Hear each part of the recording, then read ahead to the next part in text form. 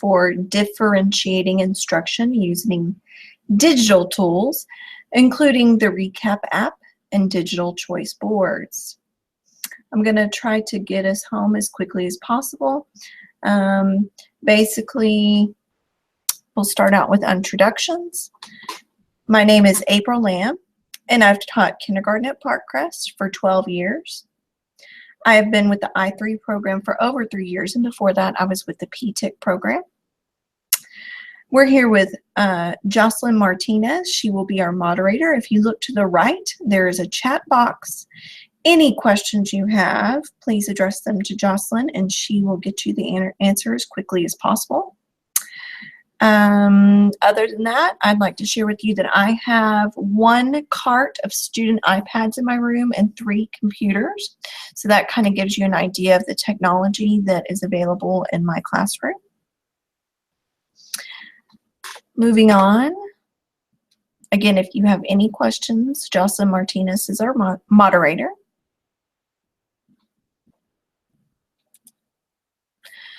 First, let's begin by talking about the Recap app. Now, I'm going to be talking about the apps that you can download on either iPad or Android.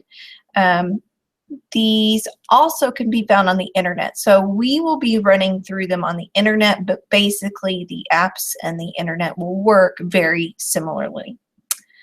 So Recap, why are we talking about this when we are talking about differentiating instruction? Well, I found this quote on the actual iTunes page where you can download the app. It says, Recap offers a secure and practical way to use video in your classroom. We're always looking for secure. It prompts students to respond to an in-app assignment or on video and stores responses privately in the cloud, giving students, teachers, and parents easy access to deep learning insights. Lots of things that we like in there. So you're able to give students questions that they can respond to in the app individually. So there's our individualization right there. It's video. It's stored privately in the cloud. Students, teachers, and parents can access this material, and you get a little deeper learning and insight through video than maybe you would through, say, some writing, especially if someone is more challenged in writing and they find it more easier, I guess, to speak than to write. Thanks to student recap responses, teachers get a closer look at students' individual performance. There's that word individual again, as well as an overview of how each class is doing as a group. So if you have more than one class, you're doing middle school, high school, since each class that you create, and we'll look at that in a moment, has their own individual pin, you will be able to group students or, again, individually. Here was another quick quote that I liked from the recap off of the iTunes page that when I went to go download recap. So video responses provide evidence of thinking in a natural conversational format, which supports and strengthens frequent formative assessment to help teachers differentiate and personalize learning more effectively. So there we have our formative assessment, differentiate. Recap also serves as a platform for student e-portfolios. So if you're keeping e-portfolios, which helps students assess their own performance and track progress over time. So that's good. It will show you, from the beginning of the year to the end of the year, from the beginning of a unit to the end of the unit, from the first semester to the second semester, from the first 6 weeks to the second 6 weeks.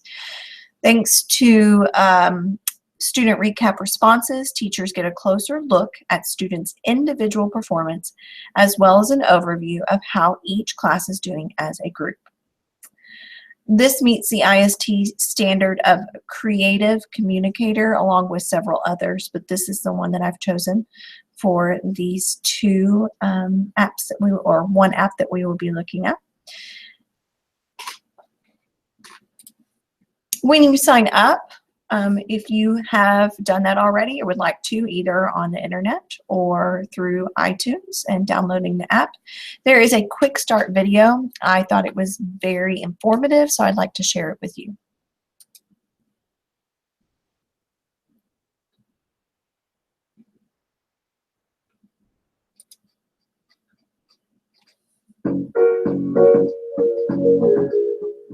Recap is a free teacher app developed by the makers of Swivel that brings the benefits of frequent video self-reflection to every student, giving teachers and parents insights into students' learning process. To create an account, I'll go to letsrecap.com and select to sign in as a teacher. Once I input my name and information, I'm taken to my dashboard. On my Recap dashboard, I can start setting up my classes. When I add a new class, I have two options for how my students will sign in. I can either use a 7-digit class PIN, which is great for shared devices and younger students who can't remember their email address and password, or I can choose to have my students create accounts with their email addresses so that they can log in privately to record and review their content. For this class, I'll use the class PIN option and input my students' names. Now that my class is set up, I can go in and add an assignment. I can add one or more questions and can choose to add them as text or record a video question. Once I've set up my questions, I can choose how much time my students will have to respond, which students will receive the assignment, and pick a due date. Once I have sent it out to my class, my students can access the assignment by going to letsrecap.com on a laptop or Chromebook, or by using the Recap iPad app. My students will log in by entering the class PIN and clicking on their name. Students will use their webcam and microphone to record a video response to my questions. After recording, they can review their responses before submitting them, re-record if they choose, and assess their understanding of the topic. Now that some of my students have recorded their responses, I can go in and review what they've submitted, either one by one or all at once. I can also view a daily review reel, a sample of highlights from my students' responses.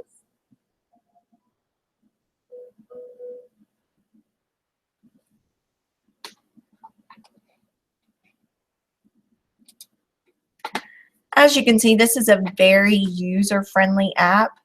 Now that you kind of know a little bit more about it, it's kind of up to you to go in and try it. We're going to kind of look at the website at this time. So here are some videos. There aren't any on Atomic Learning as of now. I just looked. But all of those videos, if you have any questions, how to set up an account, are all on the website. So if you scroll down, it shows you this is for formative assessment, quick and easy to gather insight. You can see how to add classes. So again, if you have a math class, reading class, if you're departmentalized, you're seeing how to communicate with parents, share Natalie's response. And here again is how it works. So if you want to know how to assign students, how to watch it, how to share the response. Again, multi-platform. We can do it on the App Store or Google Play. Here's some recent updates, and I really like this feature here. Down at the bottom, it shows what the teachers are saying, why they like it, why they use it, how they're using it, what they're using it for. These are some really good informational videos. So I'm going to come back up to the top. I'm going to log in. You saw that there were teacher resources, teacher resources, and a blog if you would like. It gives you the option as a teacher or a student. So of course your students will log in here with their PIN. I will log in as a teacher.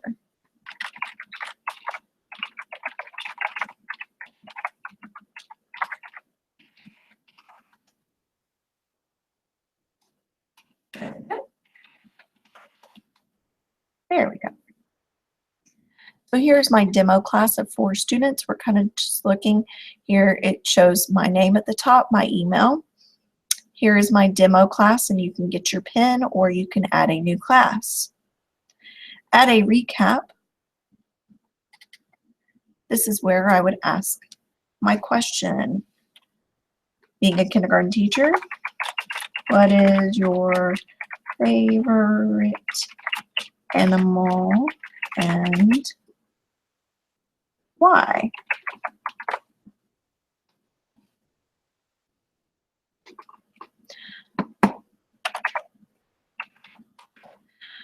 One thing I like about this is, what is your favorite animal is fine. You know, we might get that from a kindergartner. If I was using it on pen and paper, they could draw or write a sentence about it, but they might not be able to elaborate and tell me why.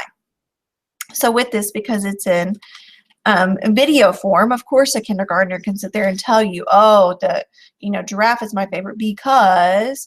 You can even prompt them to do that. Make sure they're using, you can add another question, and then they can record their videos next. Going back. Here is my demo class. It will show you 75% of my class got it. I can go down to the details. It can show me the 3 students who got it, who partially got it, who didn't get it, and who did not respond. Here are my students, and you can look at their responses individually.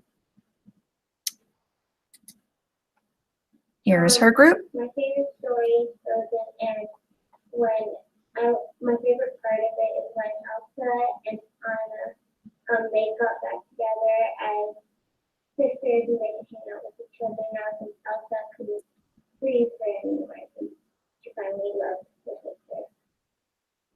The most interesting character to me is Anna because she's a sister of Elsa and she's very, very sweet. And she went through a lot in life. Well, of course, with her sister Elsa, but she's the most important one to me. I would ask Anna if she felt hurt when Elsa froze her or got mad at her in any part, and how she felt when her parents died. Okay, you notice there that the questions changed, her responses changed. There is a place to add comments. If I wanted to say, could you elaborate, tell me more. If I wanted to add any comments, I could do that up to 800 characters. Also, where you see it got it, partially got it, didn't get it, this is a student response. They will put, you know, how do you think you did? Do you think you got it? Do you think you partially got it? Do you think you didn't get it? Okay, again, if you have any questions, you can delete the class, save the class. Of course, this is my demo class. And it was about, what is your favorite story? My favorite story is Divergent, and my favorite part is when Trix chooses Elvis. My favorite story is Harry Potter, and my favorite part is probably in book 3 when he chooses to be a wolf. One of my favorite stories is The Wolf Who Cried Boy. It's kind of like The Wolf Who Cried Wolf, except for there's a wolf and he has a very poor family, and his mother and father wanted to eat a boy, but in his hand was a boy. So the wolf, he cried boy, but there was no boy, but at the end there was, but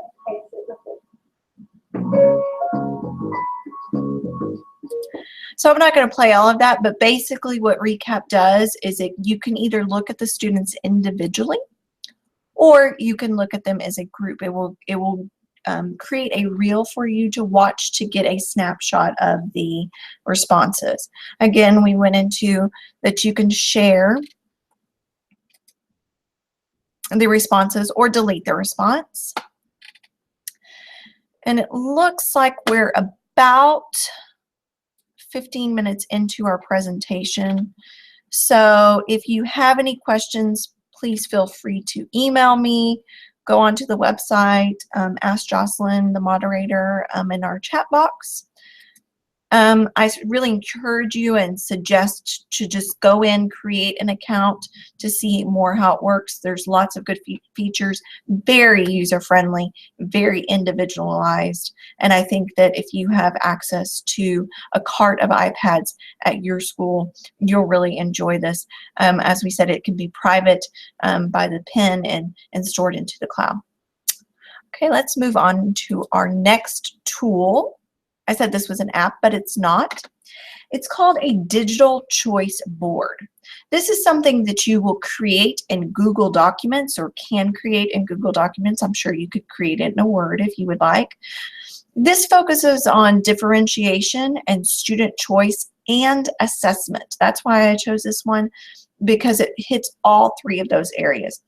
Basically, it's a 9-square model, or you could make more because you are creating this, and it's kind of like a tic-tac-toe board, almost like an exit ticket, but it can be hyperlinked.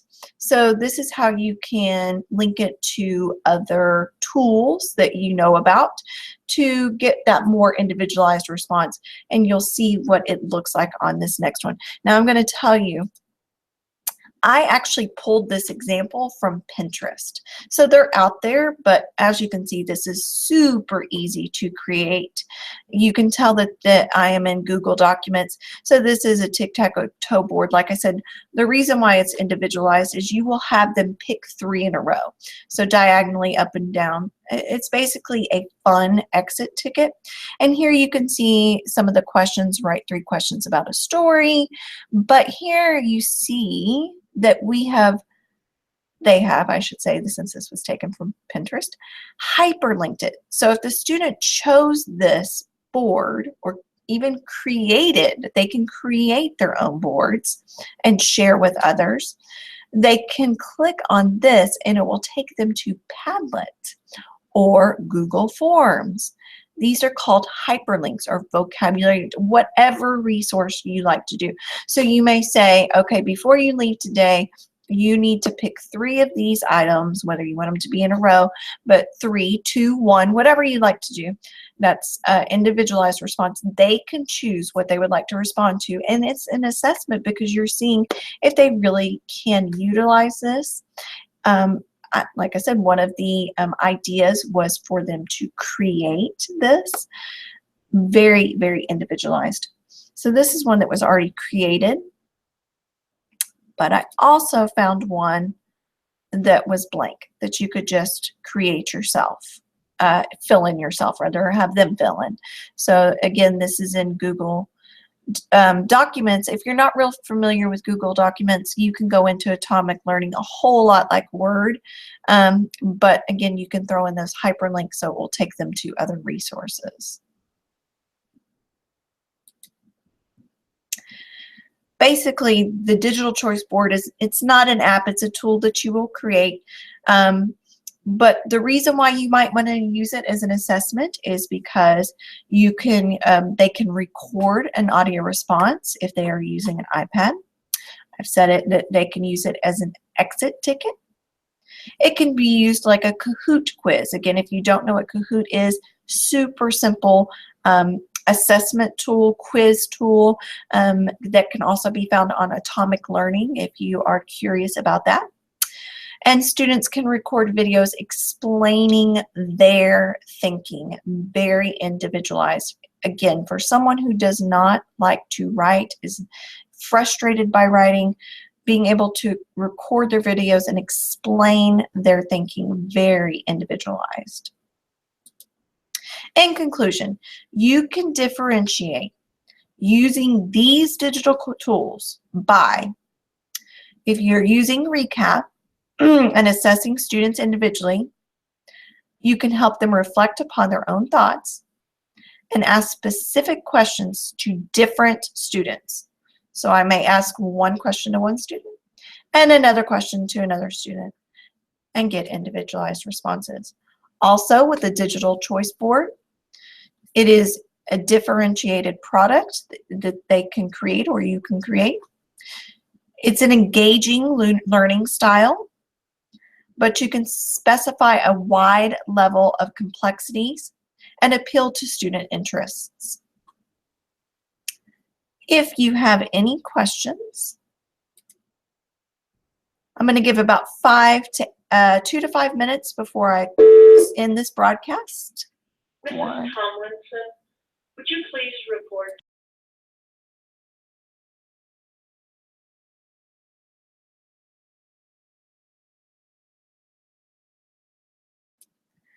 Sorry about that. I'm going to give you about 2 to 5 minutes to ask any questions you would like. Don't forget, Jocelyn will include the link for the chat in the chat box for the CPE credit. Please do not forget. It's to show that you get credit for being at this webinar. Thanks for joining us, and I hope that you learned something new or useful that you can utilize in your classroom, home, personal life, and hope to see you soon.